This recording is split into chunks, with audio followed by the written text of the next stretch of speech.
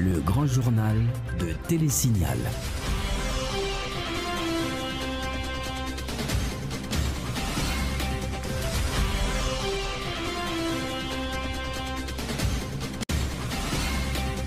Bonsoir, très bonne semaine. Merci de nous rejoindre. Voici les titres du journal. Le Conseil supérieur de la police nationale appelle la population à collaborer avec la PNH pour épingler les près de 300 évadés de la prison civile de la Croix-des-Bouquets hier dimanche. 1 million de gourdes, c'est la prime promise par le gouvernement à quiconque détiendrait des informations permettant de retrouver Clifford Brandt, évadé de la prison civile de la Croix-des-Bouquets dimanche après-midi. Le Réseau national de défense des droits humains presse les autorités de diligenter une enquête sérieuse afin de déterminer les circonstances ayant occasionné cette évasion et d'identifier les responsables. Ratification par la Chambre des députés de la loi de finances 2014-2015, la Commission économie et finances du Sénat attend le document en vue de boucler le processus de ratification. Et puis la Commission éducation du Sénat et la Confédération nationale des éducateurs haïtiens saluent les 12 nouvelles mesures adoptées par le ministère de l'Éducation nationale visant à réformer le système éducatif haïtien. À l'étranger, une nouvelle province du Libéria mise en quarantaine en raison de l'épidémie de fièvre Ebola. Selon l'OMS, les experts en éthique médicale seraient autorisés à utiliser des traitements expérimentaux contre cette épidémie. Et puis en Turquie, le Premier ministre poursuit sa course à la présidentielle malgré les critiques. Le développement de ces titres et d'autres dans quelques instants.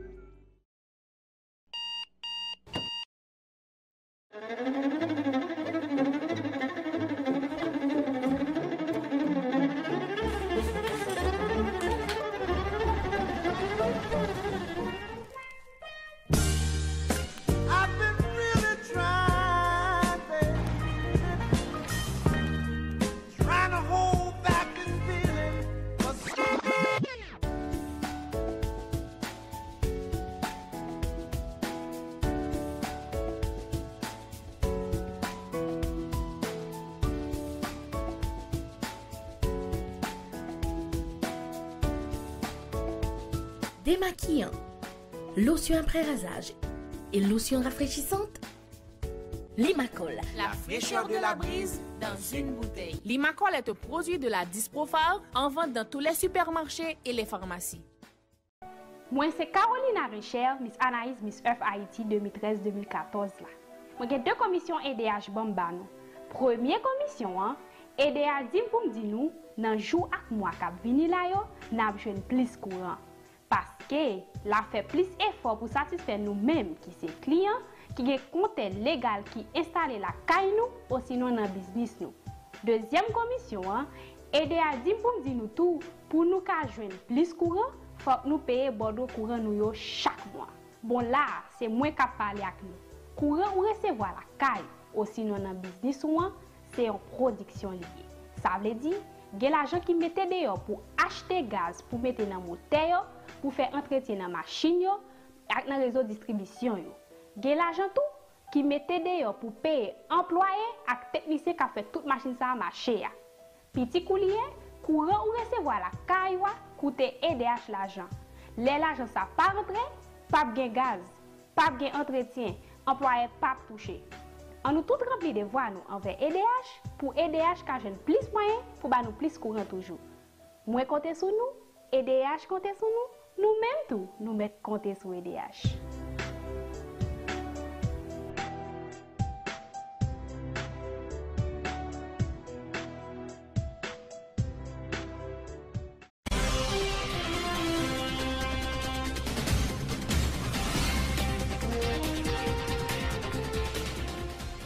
C'est avec le dossier de l'évasion à la prison civile de la Croix-des-Bouquets hier dimanche que nous allons démarrer le développement du journal. Le Conseil supérieur de la police nationale appelle la population à collaborer avec la PNH en vue d'aider l'institution policière à épingler les évadés de la prison civile de la Croix-des-Bouquets.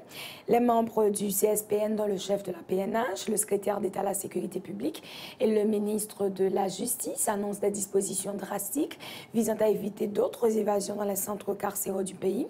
Reportage Esaü César et Yvon Saïd. Des dispositions vont être adoptées pour éviter pareille situation. Propos du directeur général de la police nationale, Godson Aurelius, visiblement très affaibli par les évasions enregistrées dimanche matin dans la prison civile de la Croix-des-Bouquets. M. Aurelius prévient que des mesures disciplinaires seront appliquées aux personnes qui sont impliquées dans ces événements. Ça c'est inacceptable pour que nous connaissions que sacrifice que la police a fait pour que nous arrivions à combattre le kidnapping, pour nous mettre en série de kidnappeurs dans la prison pour la population d'arriver en paix. Et que c'est ça qui est arrivé hier. Le premier bagage que je mets l'accent sur lui et je l'inspection générale instruction pour que nous traçons l'exemple définitivement dans la question de prison, dans la gestion de prison. De son côté, le secrétaire d'État à la sécurité publique, Pierre Stanislas Cantav-Neptune, sollicite de la population toutes les informations susceptibles d'aider à intercepter les évadés. Chaque grain évadé dans la rue sont dangereux pour la population. Et nous, tout le monde des populations, nous avons deux numéros de téléphone, 38 38 11 11, 38 20 11 11, depuis que tu as signalé, nous avons évadé ça, au monde anormal pour la caillou pour t'arriver nous rapidement.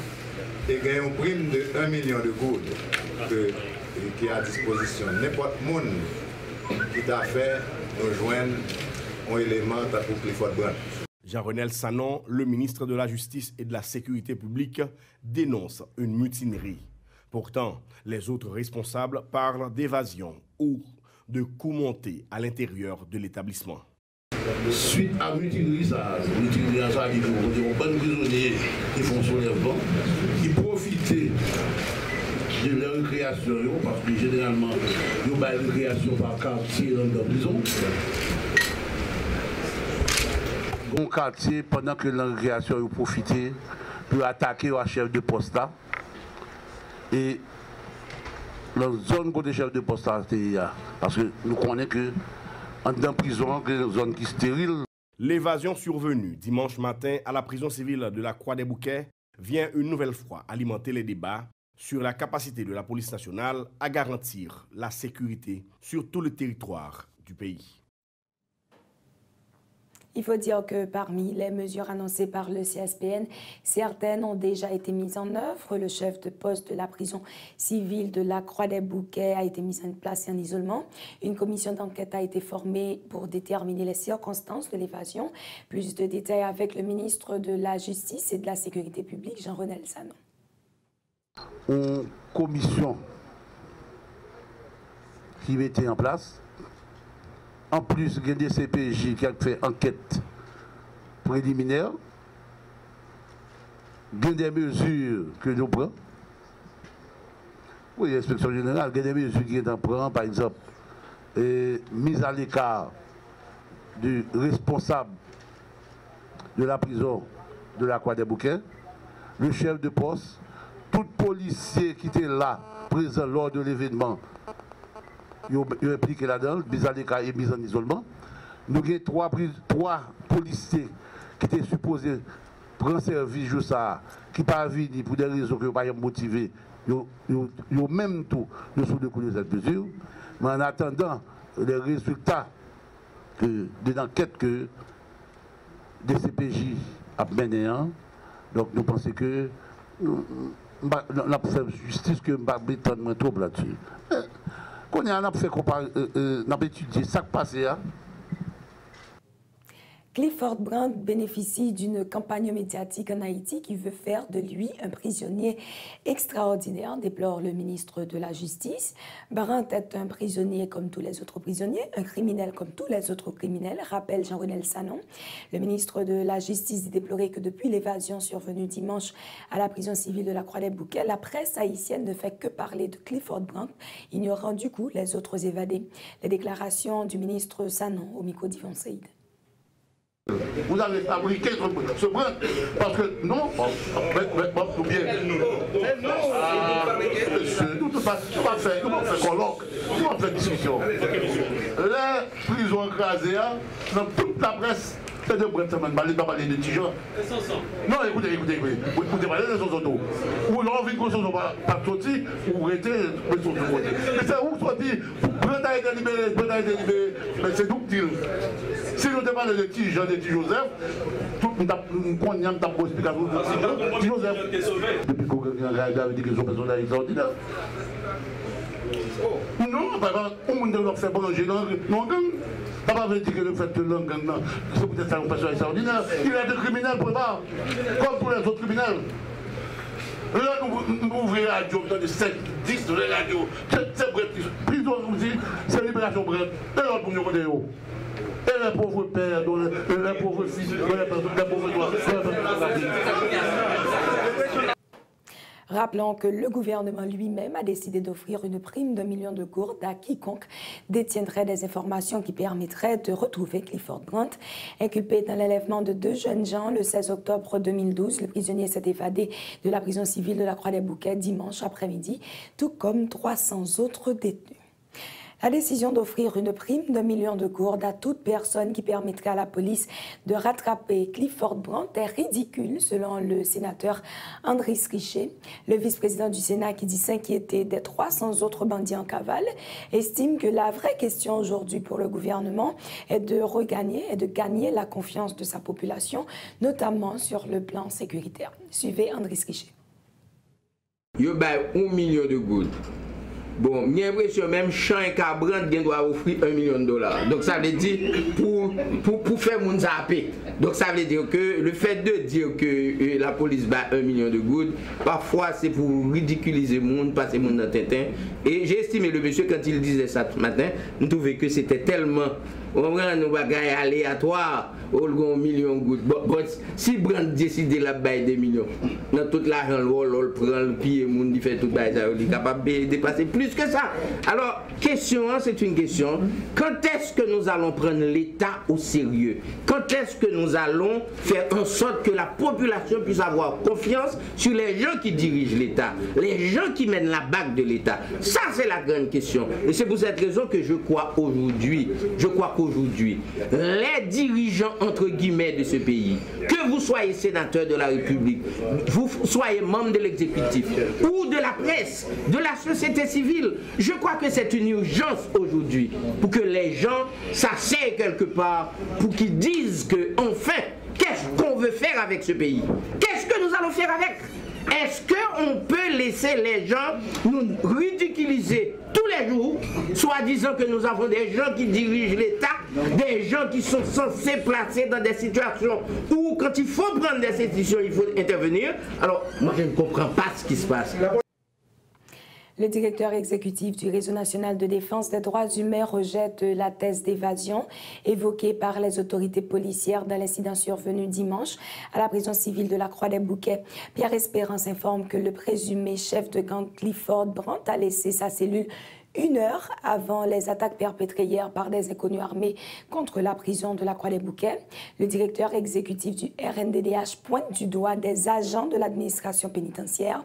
Pierre Espérance affirme que ces agents ont joué le rôle d'exécutants dans le cadre de l'assaut mené contre la prison de la Croix-des-Bouquets, ayant facilité l'évasion d'environ 300 détenus. Pierre Espérance intervenait à l'émission Haïti aujourd'hui ce lundi. Il répond à Tamara Oriangaro. Jean Croix-des-Bouquets n'a pas crasé. Ah bon?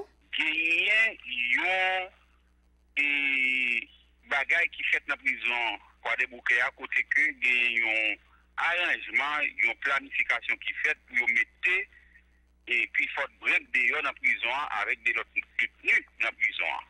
Et il faut craser parce que là, on parle d'une prison crasée, c'est par exemple, il y a un meeting dans la prison, il y a ouvert porte prison, on met le dehors, et puis là, on met le dehors, on y a, et il est temps et demi après, il y a un mouvement fait dans la prison, il y a l'autre prisonnier qui sorti. Et pour nous-mêmes, sont mis en scène qui est liée, parce que ils ont planifié pour nous mettre brand dehors, et ils ont fait long sens pour montrer que et tu as une sorte de mouvement meeting dans la prison et ça vient faire que et Brett et ça vient faire que le groupe de prison quitter l'autre détenu et sorti mais et pas de gagner meeting dans la prison et pas de attaque qui était faite contre prison à côté que tu as des commandos qui viennent laguer prisonniers. Donc ça qui passe c'est un bagage qui était planifié en dedans prison. Naturellement, et nous-mêmes nous considérons agents à pénal qui planifient ça comme des exécutants, mais mobile bagaille ça, hôtel intellectuel, et ça qui passe dans la prison, et quoi des bouquets, il faut qu'ils identifient. Par ailleurs, le directeur exécutif du Réseau national de défense des droits humains presse les autorités judiciaires de diligenter une enquête afin de déterminer les circonstances ayant occasionné cette évasion et fixer les responsabilités dans le cadre de cette affaire. Suivez Pierre Espérance. Et ben ça, son bagage qui plus haut que ça, qui allait au-delà qui a des plus loin que agent à pénal. Mais on d'accord, c'est pas la première fois que prison a subi bon, a gen genre de bail ça cap passer, yo souvent mettait des agents à pénal en isolement, mais après enquête n'a pas déterminé c'est X et Y qui fait, c'est tout ce qui passe comme ça. Moi bien content pour avoir un sujet qui est extrêmement important là, complètement et même tout profiter de dire de pour connaître que bagage ça fait dans la prison, que c'est agent à pénal qui a maltraité et détenu, que c'est meeting qui débouchait sous des mêmes massacres dans la prison, que c'est monde que agent à pénal et facilité pour sortir de la prison, pas jamais gagné et des sanctions qui prend au niveau de la justice. Sanctions qui sont toujours administratives, quand ils arrivent dans le niveau de la justice, c'est comme si pas gagné, ils blanchissent mon et c'est une raison qui fait que la situation, ça, question d'évasion qui est planifiée pour une sortie de la prison, et pas jamais des sanctions. Autre information à ce journal, le Sénat n'est pas encore saisi par le projet de loi de finances pour l'exercice fiscal 2014-2015 parce que la lettre de transmission n'est pas encore acheminée au président du bureau. Le président de la commission économie et finances du Grand Corps, Josler Brivert, attend que le bureau de la Chambre basse fasse le nécessaire pour que son équipe puisse commencer à travailler sur le document. Suivez le sénateur Brivert. Officiellement, le Sénat n'est pas encore saisi, puisque la lettre de transmission n'est pas encore arrivée au bureau du président et non encore transmise à la commission. Donc, tout un peu, c'est de travail par anticipation. M'attends que le texte a vu moi à ce moment-là, m'a initié de m'apprendre si il y a des modifications faites, est-ce que moi d'accord avec eux, est-ce que je peux suggérer d'autres modifications, est-ce que nous pouvons apporter d'autres corrections et à ce moment-là, la décision va être prise de voter ou de ne pas voter. Pour comme ça, députés au voté. Mais comme nous connaissons, c'est un sujet qui fait en pile discussion. Il y a même des annonces qui étaient faites que le gouvernement a dit de faire autre mesure. Donc pour le faire autre mesure, ça veut dire qu'il faut qu'il y ait une décision officielle qui pour justifier autre. Mais si pas une décision officielle, vu confusion qui était faite autour de ce projet, décision Sénat pour le voter, liée à une clarification du gouvernement quant à cette décision. Il faut que je dise clairement, est-ce que oui ou non, il décide d'ajuster le prix gaz là, à ce moment-là, il dit publiquement que ce n'est pas Sénat qui portait fardeau d'augmentation. Le gouvernement, s'il voit un budget, à l'intérieur de ce budget, il prévoit pour atteindre ses ressources prévisionnelles, il mettait un ajustement des prix de certains produits, il faut qu'il dise oui, il est d'accord pour prendre les mesures qui s'imposent. Donc, s'il y a une confusion qu'a entretenue autour de cette décision, il faut que ça soit clarifié avant que véritablement nous prononcions nos souliers. Parlons élections à présent. Jamais le pays n'a eu depuis 1986 un conseil électoral qui pourrait être qualifié d'équilibré, a déclaré lundi le sénateur Andris Richer. Se disant convaincu que l'organisation d'élections dans le pays n'est pas la solution, le vice-président du Sénat estime qu'il est nécessaire de créer une atmosphère propice au renouvellement du personnel politique. Le sénateur de La Grand'Anse, Andris Richer.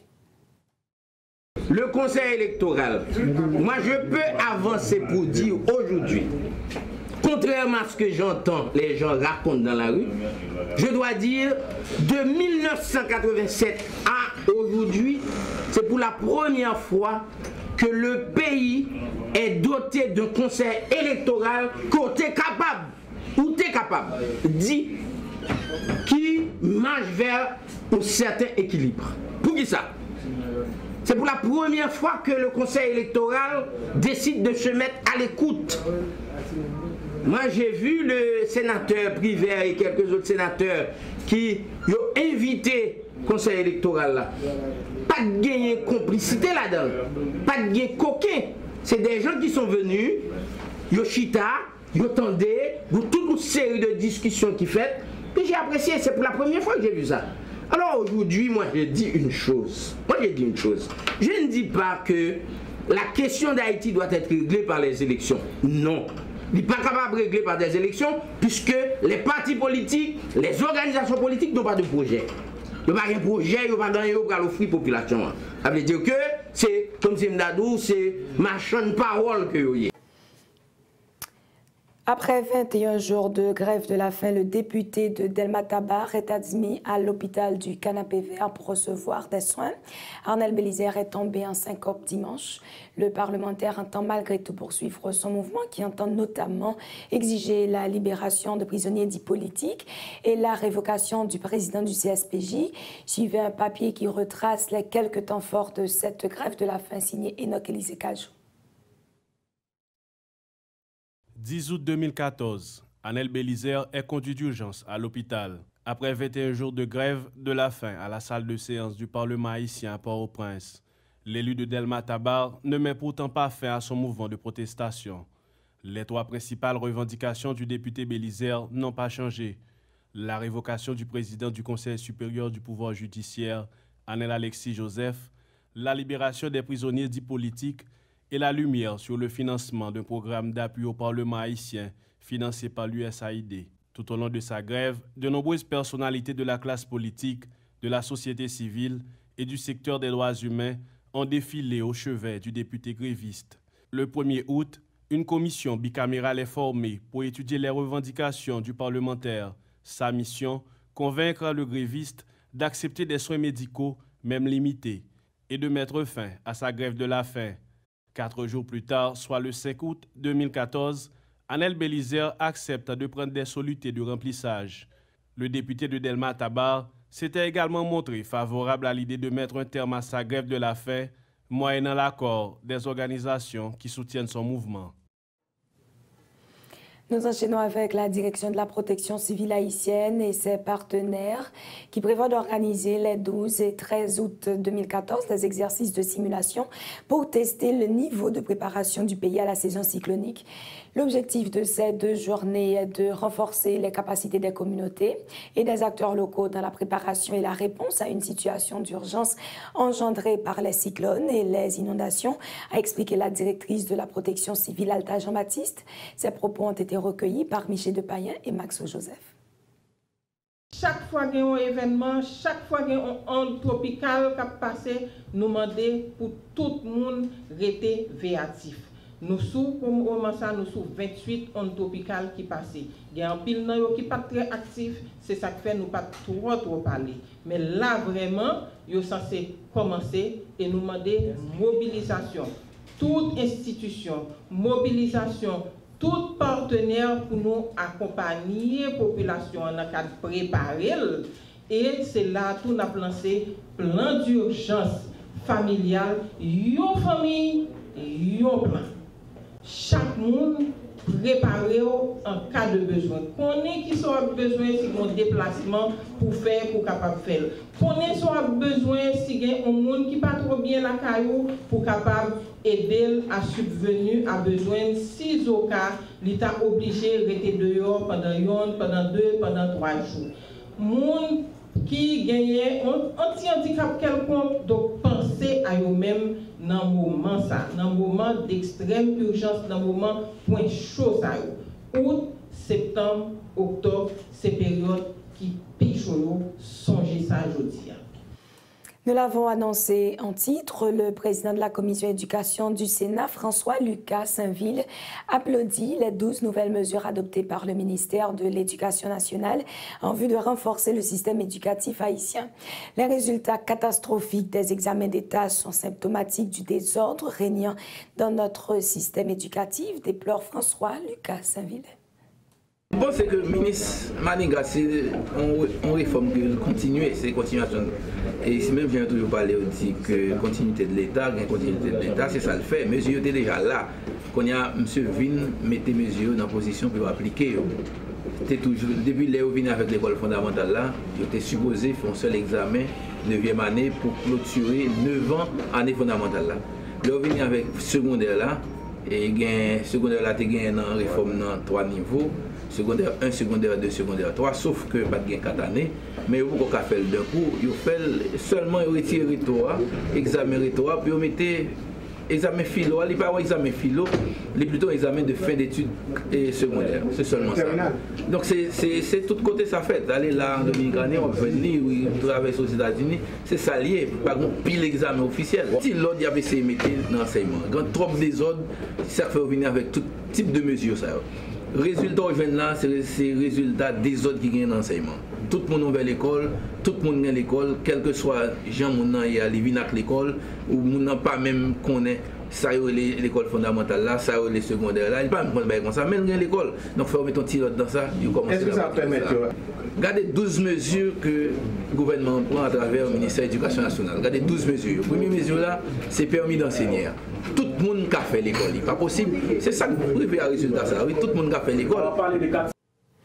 Les résultats catastrophiques des examens officiels de la 6e et de la 9e année fondamentale ces dernières années interpellent la Confédération nationale des éducateurs haïtiens. La secrétaire générale de la CNEH, Lourdes Edith Joseph, évoque plusieurs facteurs pour expliquer les résultats des épreuves officielles, qu'ils soient aussi décevants en Haïti ces dernières décennies. Entre autres éléments qui concourent à ce phénomène, Madame Joseph cite la nomination irrégulière d'enseignants dans le système éducatif et aussi le manque de formation des professeurs d'école. Les explications de Lourdes Edith Joseph au micro de Fridjine Vanessa Dolcine et d'Yvon Seïd. Là, nous regardons tout en voyant ça fait même au niveau de CNEH et l'autre syndicat enseignants, nous menons une campagne pour l'éducation publique de qualité parce que nous sommes conscients que nous avons un problème de professeurs, un problème de formation des maîtres, un problème de gouvernance sans système, de supervision et d'encadrement. École nationale, à un certain moment, était presque lagué pour compte. L'un pour compte, c'est parce que pas de l'école qui va gagner professeur, parce que je ne vais pas excuser ça qui passe là, non? Mais je vais expliquer, mais ça réalité terrain. Il y a des zones, c'est à mettre unique que avec des directeurs de l'école là, et des professeurs, là, dans toute classe, dans toute classe, on même. Ou bien c'est 2 ou bien 3 professeurs pour toutes 6 classes là. Donc c'est des problèmes qui posent qui va permettre que l'apprentissage a fait dans la façon que l'État doit faire. Et puis dans l'école tout côté professeur nommé, il ne pas touché. Donc avec des régularités il n'est pas vraiment au rendez-vous. Dans l'école tout côté politicien, autorité prend l'otage, il met n'importe qui est. Vous là a touché oui. Mais vous n'avez pas formé des professeurs parce que le professeur a un métier lié. Tout le monde beaucoup accepter que le professeur de l'école, son métier, il faut apprendre, il faut faire stage là-dedans, il faut comprendre, il faut capable de faire. Nous ne pouvons jamais faire ça de côté nous voulons vivre. Donc tout dit facteur qui explique l'échec cuisant que nous gagnons au niveau des 6e année fondamentale. La nouvelle mesure annoncée vendredi dernier par le ministère de l'Éducation nationale visant à redresser et renforcer le système éducatif haïtien n'est qu'une mise en application de la réforme Bernard, a souligné la secrétaire générale de la CNEH, Loudédi Joseph, qui salue cette décision des responsables éducatifs haïtiens, dit toutefois souhaiter que le ministère de l'Éducation nationale ait les moyens de sa politique. L'application de la réforme Bernard nécessite des enseignants qualifiés, des ressources humaines et matérielles, ainsi que des encadrements pour les professeurs, a indiqué Mme Joseph au micro de Fridine Vanessa Dolcine et d'Yvon Seyd. Parce que la réforme Bernard n'a pas de prévoir examen 6e année. Il y a toujours examen 6e année. Donc c'est un même ministère qui vient tordre des réformes qui fait un examen dans 6e année. Pas de ça. Les réformes Bernard là, 6e année dans l'école là pour te passer. Et puis ensuite, comme mesure, bon, si le ministre a décidé pour vraiment les réformes appliquer, mais les réformes ça va oublier, il demande tout des maîtres qualifiés qui pourront appliquer. Tout le temps, dans le monde on a dit que les réformes n'ont pas appliqué, pas adapté à pays. C'est pas parce que les réformes Bernard pas adapté à pays, les réformes n'ont pas jamais appliqué.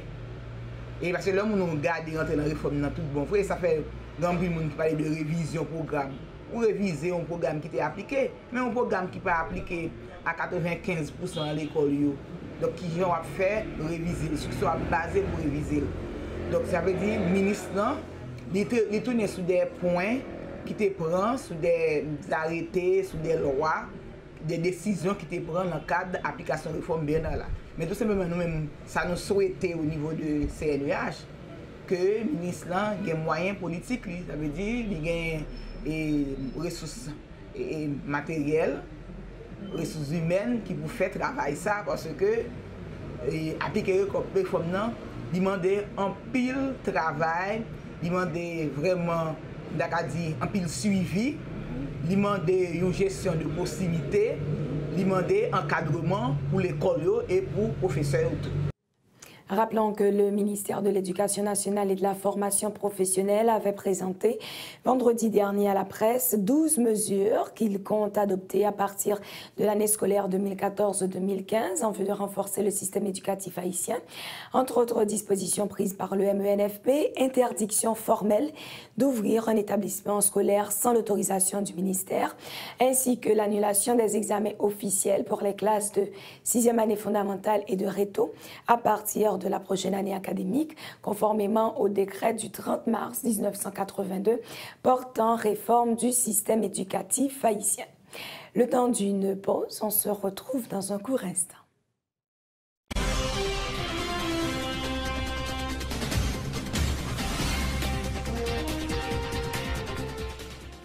Vous travaillez pour construire votre avenir. Les fruits de vos efforts méritent d'être protégés. Tous vos investissements, chaque employé dévoué, chaque précieuse acquisition, aujourd'hui et pour les générations futures, un malheur est vite arrivé. Soyez prêts, car les conséquences pour vous peuvent être dévastatrices.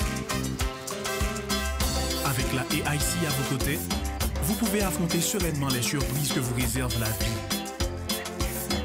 Retombez sur vos pieds. Inutile de tout recommencer.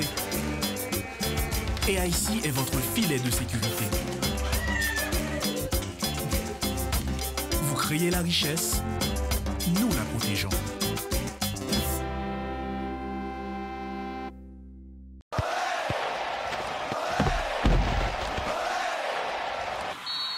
Rebo a bay pillay pour mondial 2014 là. Ou envie gagner un foot tête droite, iPhone 5S, laptop, télévision, tablette, billet d'avion, microwave, blender, toaster, frigidaire et latrier. Kembe numéro ou joignant dans sachet. En puis brancher télévision ak radio parce que wap ka gagner plus que 80 primes. Boué café Rebo comme d'habitude. En puis ramasser cadeau sous sachet Rebo. Wap déjà ou écrit acheter pour gagner. Quand y a un dan, wap une étiquette qu'a fait dans tirage là.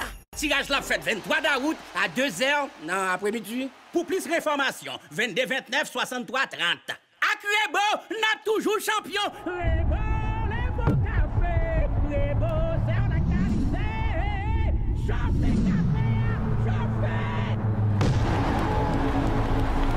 Rebo, Café Pays.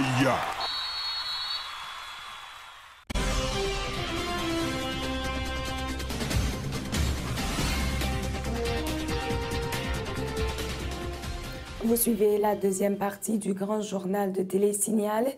La santé mentale était au centre d'une journée de réflexion organisée ce lundi au palais municipal de Delma par le parti haïtien Tête Calée. Cet événement, réalisé en prélude à la journée internationale de la jeunesse le 12 août, a réuni des dirigeants et membres du parti politique, pour la plupart des jeunes. Plusieurs personnalités du gouvernement sont intervenues pour l'occasion, notamment la ministre du Tourisme, Stéphanie Balmière-Vildouin, et le secrétaire d'État à l'intégration des personnes handicapées, Gérald Auriol Junior. Le secrétaire d'État a expliqué aux jeunes la nécessité de prendre des engagements en faveur du changement d'Haïti. Les propos du secrétaire d'État à l'intégration des personnes handicapées, Gérald Auriol Junior, au micro de Michti Alexis et d'Éphésier Mathieu. Tout le monde là-dedans, tout le monde est capable de contribuer. Et c'est pour ça que le programme spécial qui a été en place en faveur de handicapés, nous même tout, en tant que jeunes, capables d'exercer citoyenneté. Parce que vous pouvez pas vivre avec le handicap. C'est vrai, il y a des défis dans la vie. Mais ça va veut dire que vous pas un citoyen. Ça va veut dire que vous ne pas servir le pays. Ça va veut dire que vous ne pas capable de contribuer à l'évolution du pays. Au contraire, lors de mon déficience, nous venons développer de l'autre sens. Nous sommes capables plus dynamique parce qu'on n'a pas de handicap du tout. Mais pour ça, capable de faire, c'est qu'on travaille seulement le gouvernement d'engager. C'est tout citoyen, citoyenne capable de pays à engager. Engagement et implication sont les deux vocables utilisés par la ministre haïtienne du Tourisme pour encourager les jeunes haïtiens à prendre des décisions favorisant le développement du pays. Stéphanie Balmière-Vildouin croit nécessaire de mettre sur pied un projet de développement de la communauté, incluant les jeunes. Les précisions de la ministre du Tourisme recueillies par Michi et Alexis et Éphésier Mathieu. Il faut nous passionner et il faut nous vraiment remet au secteur d'activité, que ce soit touriste, que ce soit médecin, que ce soit maçonnerie, que ce soit plombier, n'importe quel secteur d'activité nous avons décidé de faire pour nous développer tête nous dans la société. Ça, il faut que nous passionnions là-dedans, il faut que nous remions ça affaire. Donc c'est comme ça que depuis très très jeune, moi, je voulais impliquer dans les affaires touristes pays. Et il faut me dire nous que les 30 dernières années, nous pas tellement florissants au point de vue touristique.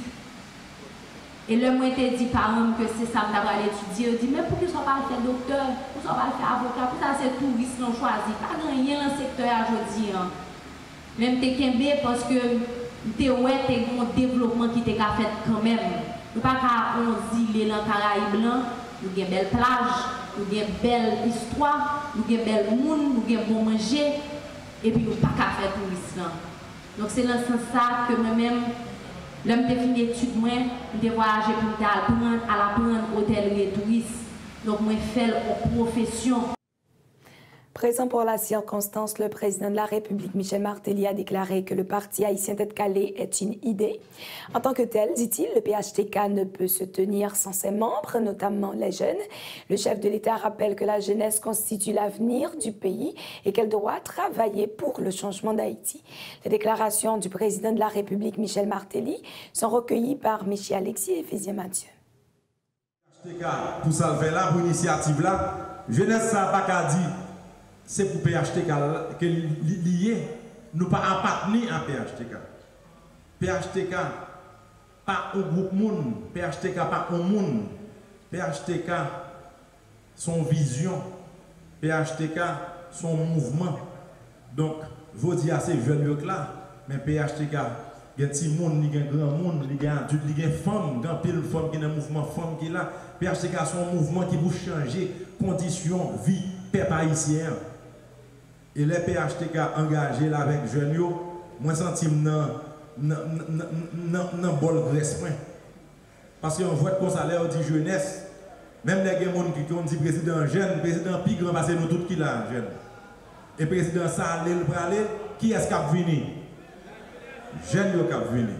Et jeunes dans tout son concept lié, son bail qui renouvelle constamment parce que nous-mêmes demain, nous avons grand à tout vous bien jeunes. Mais il est important pour prendre jeunes en considération parce que demain, mon pays, tout vous dans mes jeunes. Jeunes qui renouvellent tout le temps, c'est vrai, mais de mon pays, tout vous dans mes monde qui a venu. Bon, là, je suis les jeunes, vous êtes moins jeunes. Donc c'est dans ce sens que nous sommes contents que PHTK rencontre avec nous, que nous faisons des tables, que nous faisons des discussions, côté que nous devons comprendre qui ça mouvement PHTK et tout, mais côté nous devons comprendre nous-mêmes comme jeunes garçons, comme jeunes femmes, rôle nous. Le Premier ministre Laurent Lamotte a officiellement posé vendredi la première pierre des travaux de réhabilitation du palais Sans Souci dans la commune de Milo, dans le département du Nord, au cours d'une cérémonie déroulée en présence de la ministre de la Culture, Monique Raucourt, la ministre du Tourisme, Stéphanie Balméer-Vildouin, les élus locaux ainsi que les responsables d'État dans le département. Le chef du gouvernement a affirmé que les travaux de rénovation du palais Sans Souci symbolisent l'ingéniosité du grand roi bâtisseur Henri Ier. Ce projet de réhabilitation coûtera à l'État haïtien plus d'1 million de dollars américains. Reportage Michel Depayen et Wendy Henry.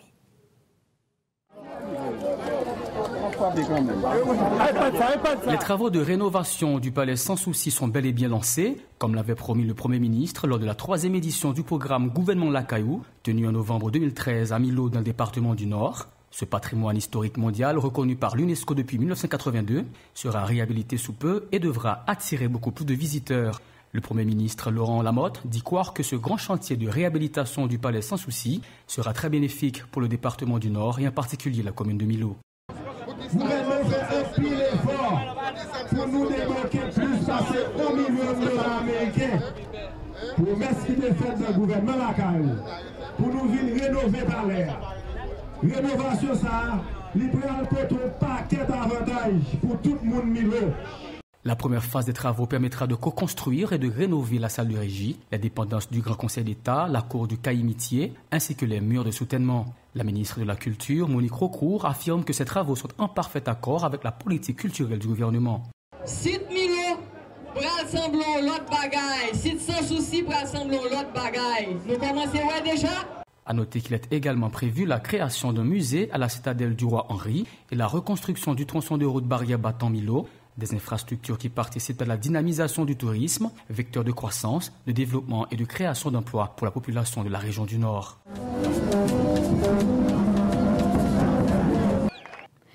Le rappel des principales informations développées à ce journal avant de le refermer. Le Conseil supérieur de la police nationale appelle la population à collaborer avec la PNH pour épingler les près de 300 prisonniers évadés du centre carcéral de la Croix-des-Bouquets hier dimanche. 1 million de gourdes, c'est la prime promise par le gouvernement à quiconque détiendrait des informations permettant de retrouver Clifford Grant évadé de la prison civile de la Croix-des-Bouquets dimanche après-midi. Le Réseau national de défense des droits humains presse les autorités de diligenter une enquête sérieuse afin de déterminer les circonstances ayant occasionné cette évasion et d'identifier les responsables. Ratification par la Chambre des députés de la loi de finances 2014-2015, la Commission économie et finances du Sénat attend le document en vue de boucler le processus de ratification. La Commission éducation du Sénat et la Confédération nationale des éducateurs haïtiens saluent les 12 nouvelles mesures adoptées par le ministère de l'Éducation nationale visant à réformer le système éducatif haïtien. À l'échelle internationale, une nouvelle province du Libéria mise en quarantaine en raison de l'épidémie de fièvre Ebola. Selon l'OMS, les experts en éthique médicale seraient autorisés à utiliser des traitements expérimentaux contre cette épidémie. En Turquie, le Premier ministre poursuit sa course à la présidentielle malgré la critique. Voilà qui met fin à cette édition du Grand Journal. Merci de l'avoir suivi. Notre plus prochain rendez-vous, c'est pour demain. Bonsoir.